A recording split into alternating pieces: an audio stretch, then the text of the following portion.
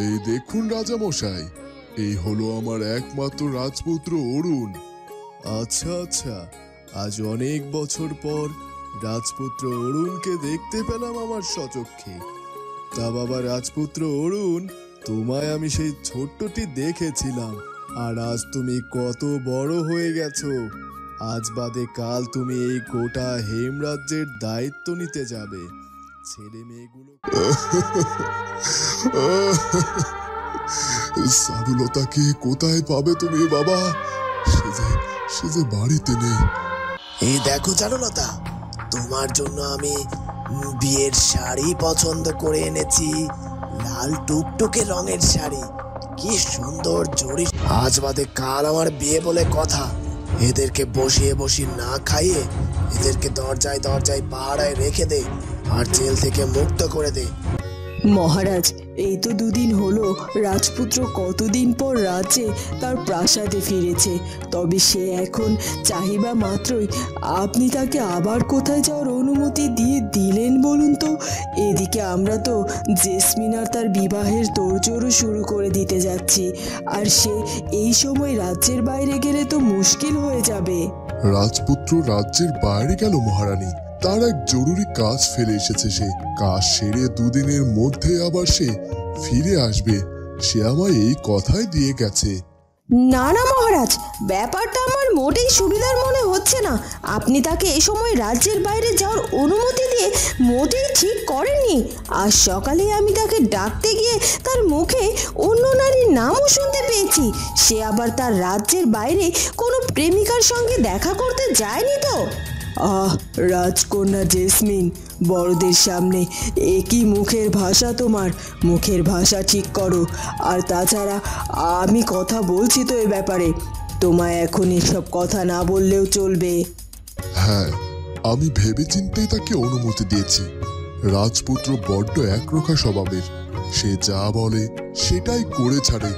তাকে যদি এই সময়ে তার কোনো কাজ থেকে বিরত রাখতে চায় বা তার চাওয়া পাওয়ার উপরে ব্যাঘাত ঘটাতে চায়, তাহলে সে হয়তো বিয়ে করতে বিগড়ে বসতে পারে। আর আমি চাই না রাজপুত্রের মনের মধ্যে বিয়ে করব না এই কথা বলে জেদ সৃষ্টি হোক।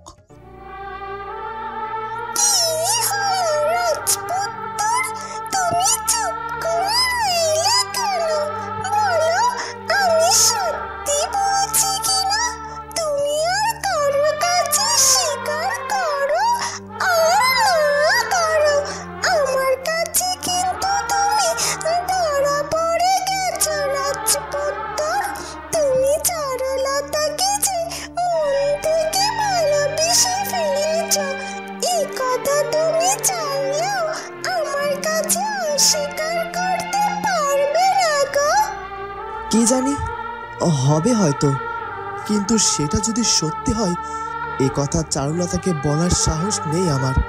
আমি তার সাথে ভারী অন্যায় করে এসেছি। সে হয়তো সেই অন্যায়ের শাস্তি স্বরূপ আমার সাথে আর কখনো কথাই বলতে চাইবে না। কিন্তু আমি যতক্ষণ না পর্যন্ত তাকে সচক্ষে সুস্থ স্বাভাবিক দেখছি, ততক্ষণ যে আমার মন স্থির হচ্ছে না রে। ঠিক আছে, তাহলে সব ভালোবাসার কথা না হয় পরে হবে। আগে চলো সচক্ষে তোমার চারুলতাকে দেখে আসি। কেন রে সোনা পাখি, তুই যে জল পান করতে চাইলি? সেটা চাইলাম। আমার যে জলের জন্য গলা শুকিয়ে যাচ্ছে গো, আর তোমার তো চারুলতার জন্য। তাই তোমার সাথে চারুলতার দেখা করাটা সব থেকে জরুরি। চলো, এখন সামনে কোনো জলাশয় বা কিছু দেখলে সেখান থেকে জল পান করে নেওয়া যাবে।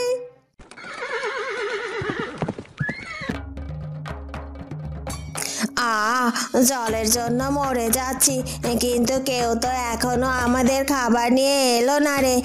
কেউ কি কোথায় আছেন? আমাদের খাবারটা দিন না, বড্ড ক্ষুধা পেয়েছে যে। আমাদের ক্ষুধার জ্বালা যে আর সহ্য হচ্ছে না। এই কি হয়েছে রে? চেঁচিয়ে চেঁচিয়ে মাথা খাচ্ছিস কেন তোরা? মাথা খাবো না তো কি করব? তোমরা আমাদেরকে এই জেলখানার কদিন বন্ধ করে রাখবে বলো তো? বন্ধ করে রেখেছো সে তো ভালো কথা, কিন্তু সময় মতো খাবার তো দেবে, সেটাও তো দিচ্ছ না। তখনই রাজেশবাবু সেখানে এসে হাজির হয়। কি হলো কি? এখানে এত চিৎকার চেঁচামেচি কিসের? দেখুন না রাজেশ বাবু, এই মেয়েগুলো খাই খাই করে মাথাটা খেয়ে নিল। একটু খাবার দিতে দেরি হয়েছে বলে আমি বলি কি, এদেরকে বেচার কাজটা সেরে ফেলুন তো, আর বসিয়ে বসিয়ে খাওয়ানো ঠিক হবে না। হ্যাঁ, আমি যখন চলে এসেছি এখন সব কাজ সেরে ফেলবো, তবে তার আগে এদেরকে দিয়ে কিছু কাজ করিয়ে নেব। আজ বাদে কাল আমার বিয়ে বলে কথা, এদেরকে বসিয়ে বসিয়ে না খাইয়ে এদেরকে দরজায় দরজায় পাহারায় রেখে দে, আর জেল থেকে মুক্ত করে দে, আর বাড়ি সাজানোর সব কাজের দায়িত্ব দিয়ে দে। ঠিক আছে রাজেশ বাবু, এই যা, তোদেরকে এখন জেল থেকে মুক্ত করে দিলাম, কাজকর্ম ঠিকঠাক মতন করবে কিন্তু। রাজেশ বাবুর বিয়ে বলে কথা, ভালো কাজ করলে বিয়ে বাড়ির ভালো ভালো খাবারও খেতে পারবি তোরা। এরপর জেলখানায় বন্দি করা সেই মেয়ে দাসীগুলোকে মুক্ত করে দেওয়া হয় রাজেশবাবুর বিয়ে বাড়ি সাজানোর কাজে।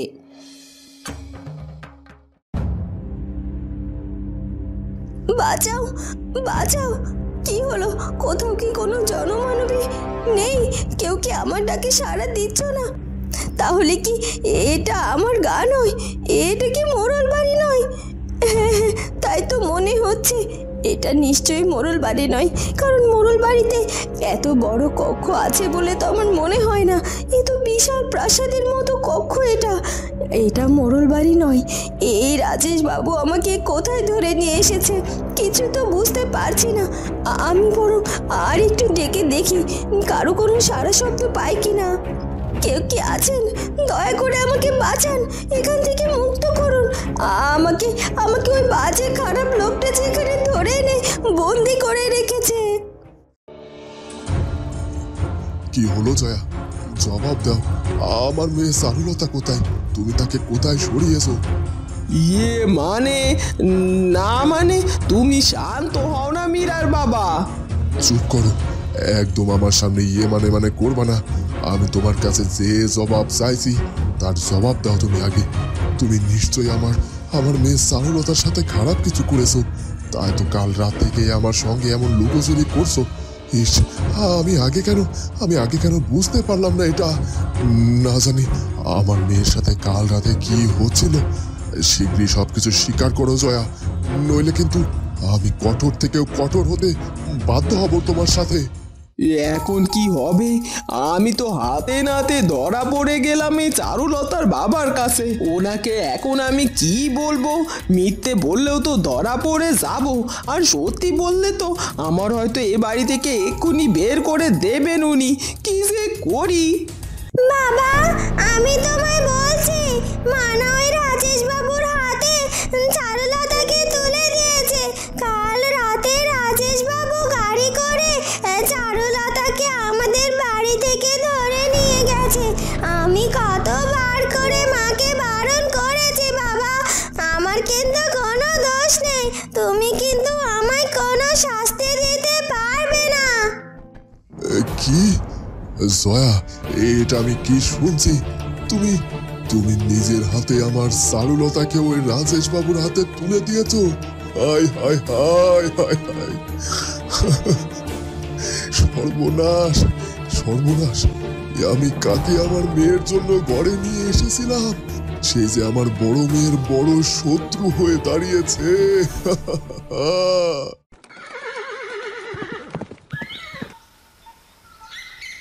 ওই তো চারুলতার বাড়ি। রাজপুত্র, তুমি কি সবার সামনে এখন চারুলতাকে ডেকে বলবে নাকি আড়াল থেকে বলবে? না না, এবার আর কোনো লুকোচুরি নয়, এবার আর কোনো পিছু টানও নেই। তাই আমি সবার সামনে চারুলতাকে ডেকে কথা বলবো। চারুলতা, চারুলতা, কোথায় তুমি? আমি যে তোমার সাথে কথা বলবো বলে সেই দূর রাজ্য থেকে আবার ফিরে এসেছি। এ কি বন্ধু সোনা পাখি, তুমি এসেছো? এই রে লালু, এলাম তো। তুই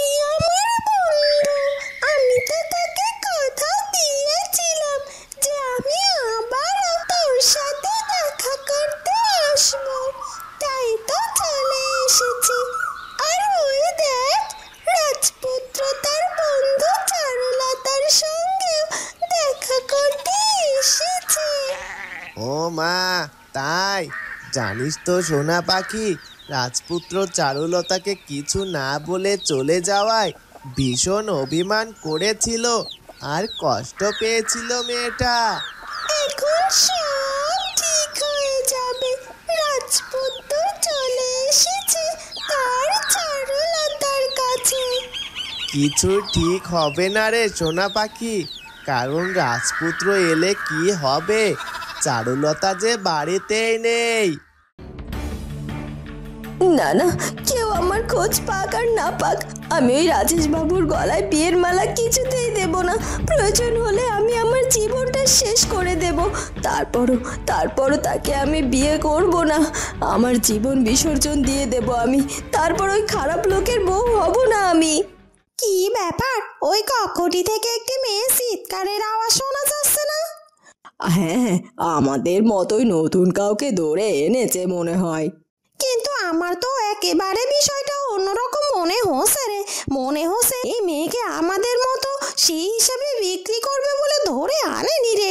এই মেয়েটাকে ওই রাজেশ বাবু জোর করে বিয়ে করবে, তা না হলে নিজের কক্ষে বন্দি করবে। কেন বলতো? হ্যাঁ, মেয়েটাকে না জানি কোথা থেকে, কোন বাবা মায়ের কোল থেকে চিনিয়ে নিয়ে এসেছে ওই পাজি রাজেশ বাবুটা। কি হলো? দরজার বাইরে কারো গলার আওয়াজ শুনতে পাচ্ছি মনে হচ্ছে। কেউ কি তাহলে আমায় বাঁচানোর জন্য এগিয়ে এলো? শুনতে পাচ্ছেন কেউ আমার কথা? আমায় এখান থেকে মুক্ত করার ব্যবস্থা করুন না। ওই লোকটা যে আমায় জোর করে বিয়ে দিতে চায়, কিন্তু আমি যে খারাপ লোকের সাথে বিয়ে করতে চাই না। আমাকে বাঁচান। আচ্ছা রাজকন্যা জেসমিন, তখন তুমি রাজদরবারে কিছু একটা যেন বলছিলে, অন্য কোনো নারীর কথা। রাজপুত্রের মুখে তুমি কোন নারীর কথা শুনেছ? খুলে বলো তো আমায়। মেয়েটির নাম আমি স্পষ্ট শুনতে পাইনি পিসিমা। কি যেন চারুলতা না বনলতা, কিছু একটা লতা পাতা আর কি। তবে সে যে কোনো নারীর নাম তার মুখে খুব অস্থিরতার সাথে নিয়েছিল, সেটা আমি নিজের চোখে দেখেছি।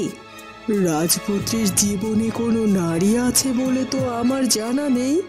রাজপুত্র যদি কারো কাছে মন দিয়ে থাকে, সে কথা কি আর সবাইকে বলে দেবে নাকি? সেটাও তো ঠিক কথা, তবে এ সময় রাজপুত্রকে রাজ্যের বাইরে যেতে দিয়ে মহারাজ ঠিক করেননি। ভুল যখন হয়ে গেছে, এই ভুলকে আর বাড়তে দেওয়া যাবে না। আমি মহারাজকে বলে খুব শীঘ্রই আর রাজপুত্রের বিয়ের অনুষ্ঠানকে সেরে ফেলতে চাই।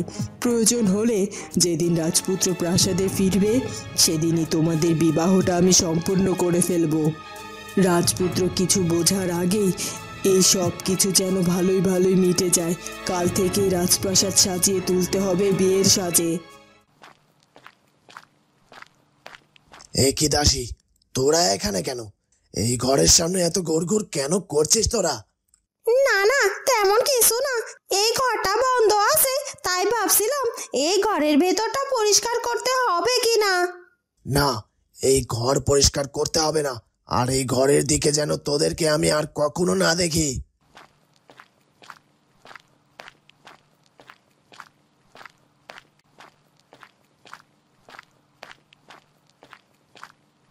এই দেখো চারুলতা, তোমার জন্য আমি বিয়ের শাড়ি পছন্দ করে এনেছি।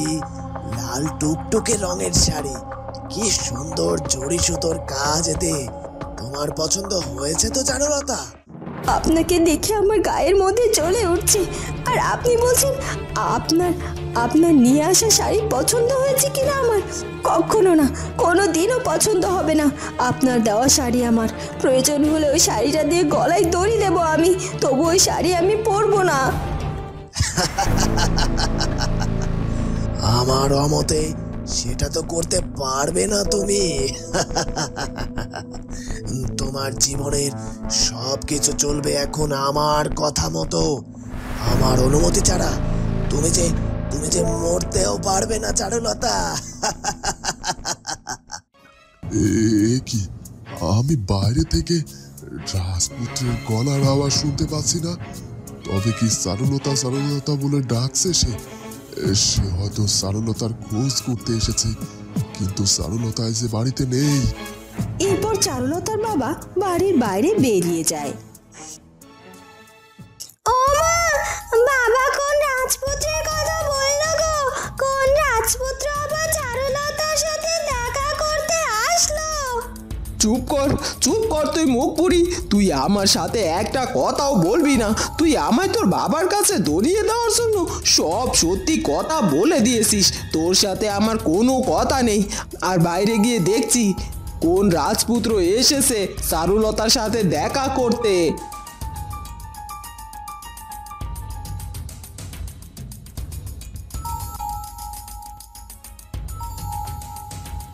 এই তো, এই তো আপনি। বলছি কাকা বাবু, চারুলতা কোথায়? আমি চারুলতার সাথে দেখা করতে এসেছি। চারুলতাকে কোথায় পাবে তুমি বাবা? সে যে বাড়িতে নেই।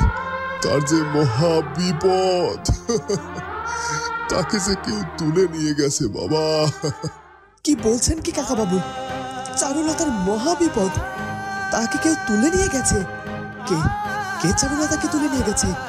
আর কোথায় তুলে নিয়ে গেছে? রাজেশ বাবু আমাদের এই গায়ে মোড়লের ছেলে। সে যে চারুলতাকে বিয়ে করবে বলে তুলে নিয়ে গেছে বাবা রাজপুত্র। তুমি চারুলতাকে বাঁচাও বাবা, নইলে যে ওই রাজেশ বাবু আমার মেয়েটার জীবন শেষ করে দেবে। সে যে বড্ড খারাপ মানুষ। আপনি কোনো চিন্তা করবেন না। আমি যখন চলে এসেছি তবে চারুলতার আর কোনো বিপদ হবে না। আমি তাকে হাজার বিপদের মুখ থেকে ফিরিয়ে নিয়ে আসবো কাকা বাবু। বন্ধুরা, কি হতে চলেছে এরপর সেটা জানবো আমরা চারুলতা গল্পের পরবর্তী পর্বে। আর আমাদের আজকের ভিডিওটি ভালো লাগলে অবশ্যই আমাদের চ্যানেলটিকে সাবস্ক্রাইব করে দিও। দেখা হবে পরবর্তী পর্বে। ধন্যবাদ।